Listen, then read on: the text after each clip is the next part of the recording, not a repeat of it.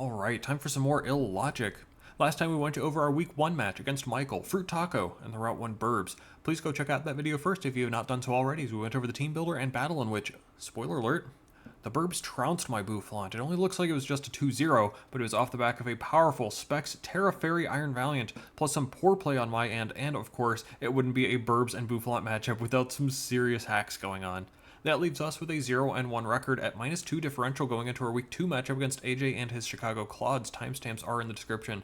AJ is new to the league, and I have basically zero background for him, except that he played Anivia and the Chill and Chi-Yus week 1, and, well, I do hate Dragonite too, so I get it. A 6-0 sweep from Terra Normal D-Knight. It happens to the best of us, not making any assumptions there at all. It does make this a must-win game for each of us, though, so we're going to need to be on our best. It's a funky-looking team with some familiar faces from even just last season. We've got Screamtail at the top, followed by Ogerpon, Cornerstone, Espathra as a Terra Captain, our boy Chi-Yu, then Murkrow, another Season 14 stud in Gyarados, then a speed drop down to King Gambit, Terra Captains Regice and Dusknoir, then Bastiodon, and finally the Clodsire at the bottom of the speed tiers. Like I said, it's a bit strange with a good bit of sameness that maybe we can take advantage of once the outliers go. For example, Clodsire is very different from a lot of his team and is the key Fairy Resist past Bastiodon. Similarly, this carries a Fighting Resist duties alongside Screamtail and Gyarados, the latter of which is also just his best answer to ground spam.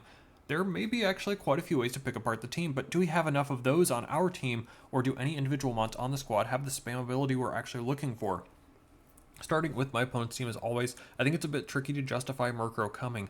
What is it doing? Tailwinding as it goes down to allow Specs Chi-Yu to go off? That is pretty good, but literally all I can see it doing, maybe pivoting in on a ground move, but Gyarados is right there already. I'm not too worried about it. The rest have at least some viability, admittedly, so despite how much I like it, I'll say Regice won't come. It's a nice wall to some of my special attackers, sure, and Ice Beam is pretty decent coverage here, sure, but it's mostly useful against mons that already aren't coming. I think that so maybe a tricky Terra would be kind of tough to deal with, but what if that Terra is instead of Espathra? I'd actually be pretty happy with that.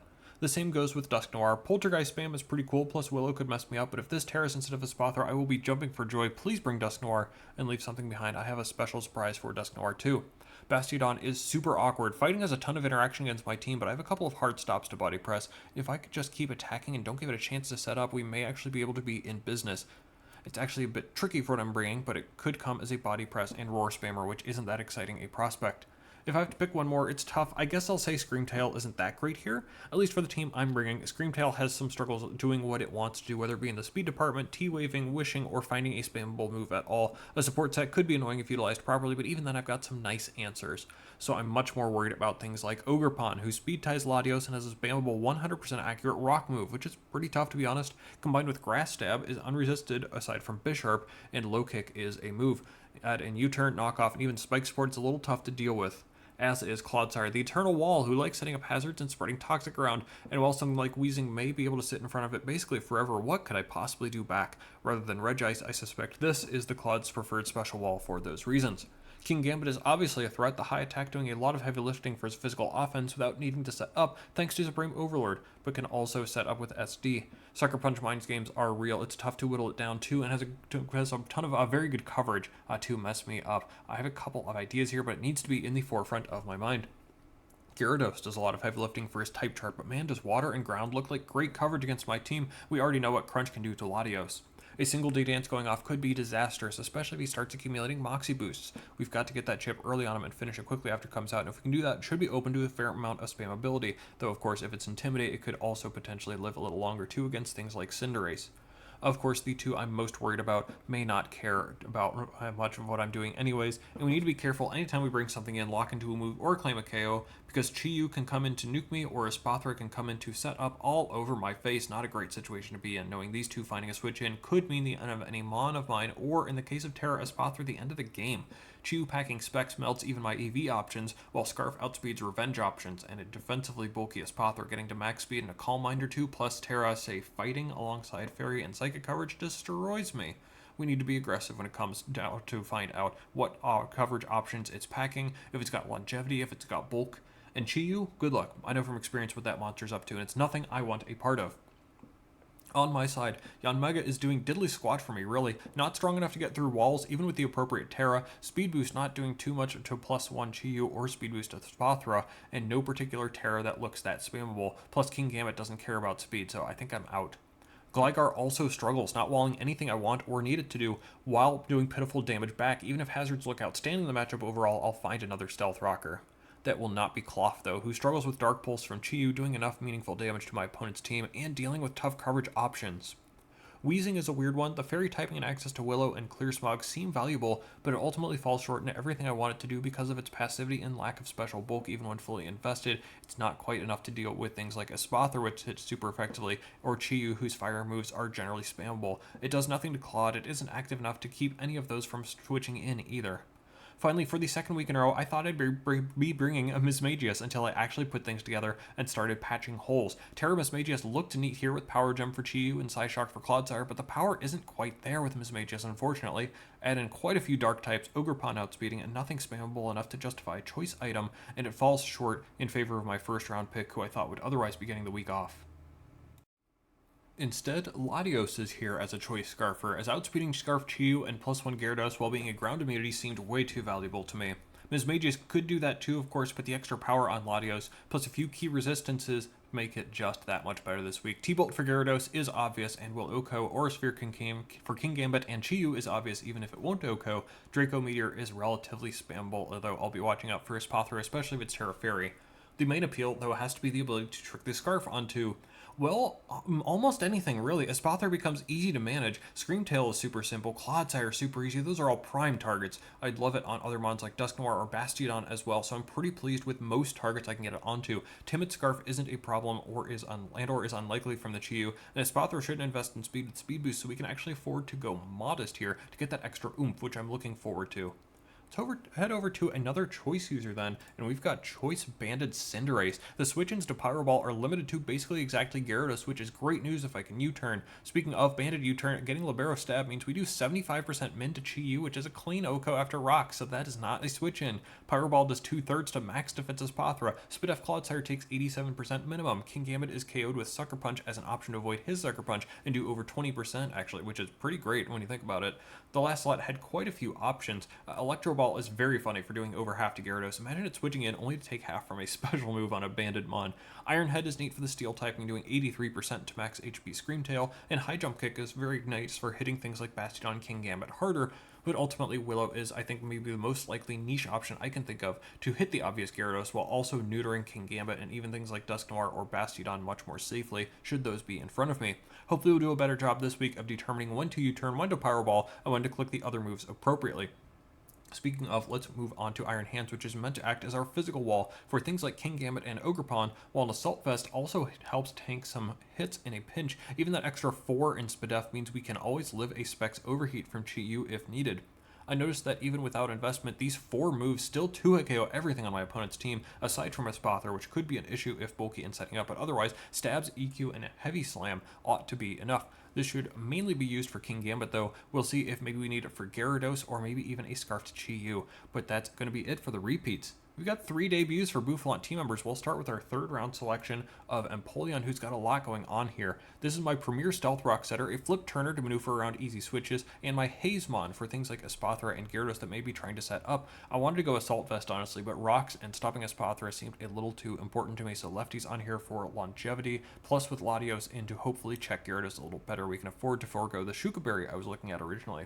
I had a ton of moves I wanted in the last slot. Defog to help out Cinder would have been nice, but we've got another answer. Roost for longevity would of course have made sense, but lefties should hopefully suffice, and Knockoff would be great to stop recovery and choice items among others, plus Flash Cannon could be reliable damage against most of his team. That was on the right track though, as I'd love to make use of competitive to fire off Surfs, even if it only does a 1/3 to Gyarados at +2. Something to reliably break Espathra's subs is very nice too, and a little more offense on the special side was sorely lacking for, say, Bastiodon, and we don't do negligible damage to King Gambit in a pinch either, so good enough for me. Mystic Water could have been a cool option to help out that damage too, but I want to use Empoleon as a pivot here and get it in early so we can Stealth Rock, so we will sell for swapping in, get up those hazards, and Flip Turn out for the most part, especially as I see no removal on my opponent's team, hoping to break some sashes. That would help tremendously for my Breaker to complement my first couple pieces in Bisharp. It's got Eviolite, so how is it breaking with Terra Dark, of course? And Throat Chop, for reference, does just under half to Chi-Yu after Terra, despite being resisted, with Sucker Punch doing just a bit less in a pinch, meaning those two could KO after Rocks, and Brick Break just gets the clean KO while also taking care of possible screens from Screamtail. It also lets me beat my dad, King Gambit, who is easily outsped. Okay, so what's up with Eviolite compared to, say, Black Glasses? And is that Substitute? Yes, dear viewer, I'm very impressed with the throat chop calc such that I don't really need that extra bump. That aside, it looks like I don't have that many Clodsire answers. What if Clod deletes and sets up hazards and stuff? Terra Dark doesn't have its sub broken by EQ with Eviolite up, while throat chop 2 it KOs, meaning we can end an encounter with Clod with the sub up, which is just the best to chop through something else. Gyarados can't come in unless it wants to give me an attack boost with Defiant, and let me Oko Noble Gyarados with throat chop after. I'd love to lead off with Bisharp and just start breaking, but the two things that can prevent me from doing so are Ogerpon, who is sturdy and may require rocks up first, and a Spathra being a Stored Power or Lumina Crash set, which means I'd love to keep my Dark type healthy for it. Can I afford to save it, or will I just use Bisharp to grab a couple of KOs early? Don't know yet, but we'll see. And finally, that's right, it's Komala week, baby. With Rapid Spin looking mighty valuable against a team I want to ensure I don't defog on, plus that ground coverage and EQ, putting the finest work against this team. Slap on an AV to try and tank a Chi-Yu, plus hopefully an Espathra hit, and the cherry on top of Comatose, helping to immune things like Screamtail's T-Wave, Clodsire's T-Spikes. We've got a genuine role for our 1-point Mon, who appears before my 5th round pick even comes up. Knock off its great coverage to help against the spin blocking Dusknoir, who also cannot Willow or Poltergeist against me, and we finish off the coverage with U-turn to keep up momentum as needed. Hoping to be more aggressive with U-turn this matchup, but as with Iron Hands, if Gyarados is gone, that EQ looks so spammable. That's most of the team that like Gyarados down. Maybe we can even try and bait it in and double into Bisharp for a boost. Maybe after a +1 speed boost, we outspeed it and could just hit that with knockoff to help Rocks chip it down. A lot of cool options for the squad this week. Tough to say we're in must-win territory already, but the schedule looks brutal for us, so we need to get on track sooner rather than later. It's go time. Screamtail over Ogerpon is the only change. That's fine, that makes sense. Well, even though I spent time saying I wanted Iron Hands to be the King Gambit, check. As a lead, it looks pretty nice, and it should actually be able to snag a KO onto something relatively easily. So we're just going to go from there. Good luck, have fun to AJ. Gyarados is the first one out, and it's got Intimidate. That's actually a very good sign in a couple different ways. Is still in Oko range from Thunder Punch, actually. If Claude comes in, that's totally fine. We will, in fact, just Thunder Punch into it. All good, because EQ should still absolutely be chunking, even at -1. It does almost half nice, and Mega Horn anticipating the Latios, which is kind of interesting there, yeah. Well, I'd like to ensure this is low, maybe force recover out without Black Sludge. We should actually be able to force those recovers at the very least. EQ is going to bring it low, and stop me if you've heard this before. It's an unlucky crit into Iron Hands. It's a massive damage. Eesh, is that Adamant?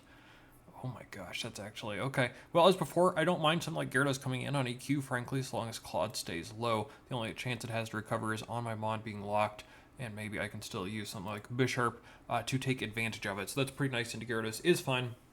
I'm just going to go into Latios on what most certainly will not be a T-Wave or Crunch anyways. Maybe even an EQ. Abating that would be nice. Ice Beam.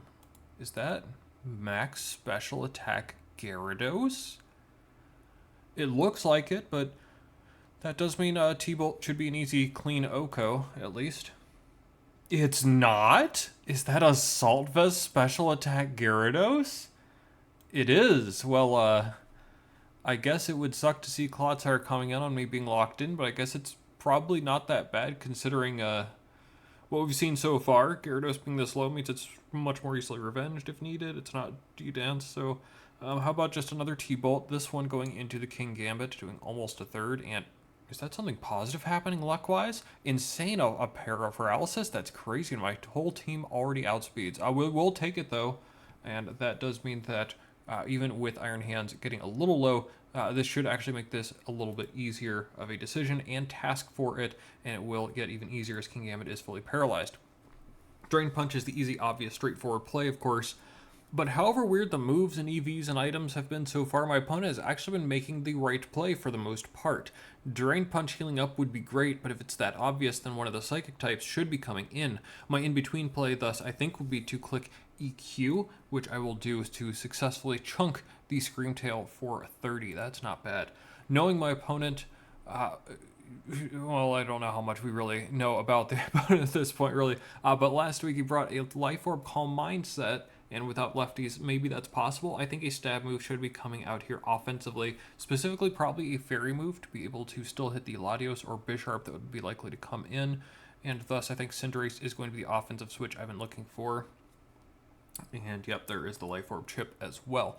which is pretty nice. So while U-turn actually does not necessarily get the KO, it will be pretty close, and I can just go straight into Empoleon to set up rocks, which will be very useful in the matchup. Or Gyarados could come in, and even with the Intimidate, this has 0 bulk invested in it, so that will actually be the KO, which is pretty great. And once again, I can still go out into Empoleon to prevent Chiyu or Espathra from taking the invitation to set up, but Espathra is indeed in. And we'll now see the first indication that I had that my opponent wasn't maybe as well prepared as I had thought. Terra Psychic, Terra Blast, which of course crits, because why not? And that will, of course, mean that I can get up rocks. Honestly, it should be relatively smooth sailing from here. I think I have a pretty good idea of what the game plan will be to finish things off. First off, we're going to take that Shadow Ball, get the Spadef drop, of course, competitive, and not speed boost, but Opportunist, that would be pretty sick had my calcs not told me that U-turn would outspeed and KO. Thank you very much for another KO to the Banded Cinderace, and we'll go to... Well, with the rocks up already, maybe we can find an opportunity for one of my lower tier mons to do something. Komala, your time is now. And now for maybe the funniest thing yet. It's going to be King Gambit. And I see EQ should be doing most of his HP. Only 35, that thing's tanky, but I am too when King Gambit uses Dark Pulse. Yeah, AV coming in handy at the most unexpected time for sure. Another EQ will hit the Scream Tail hard. It means that I will survive another round. It will survive another round of Life Orb Chip 2. Maybe Psychic would come off, but we could still tank it well, and maybe even more importantly, we can Rapid Spin for the boost. We're faster than Maz Chiyu now. Wait, Clodsire's next. Another Rapid Spin, another KO, another boost. Okay, King Gambit. Yeah, well, that'll go down to EQ as well, and that will leave Chiyu, who, if it's not Scarfed, will be KO'd from full by EQ as well. Huh. Didn't expect the Komala sweep, really. GG to AJ. We chatted afterwards. Hopefully gave him some good pointers on where to look for some resources to help him out the rest of the season. Hope he's been having fun, not just being in the WCL, but also in the Discord chat here. I'm hoping now that he's out of the busy season at work, he can put some more time into the league. But for me, great bounce back. Much needed to boost us up to 1-on-1 +4 with the unlikely contribution of the Komala at the end, though the other mods that appeared to put in the work too. Shame about Bisharp not being able to show up in its debut. That'll wrap it up for me. It's a bit of a shorter one, but that's okay. Next time we've got a tough customer. It's going to be the 2-0 Terrifier Heatwave, who have been on fire for the second straight regular season. I think it's going to be up to the Bouffalant to help stop them. So we'll see you then.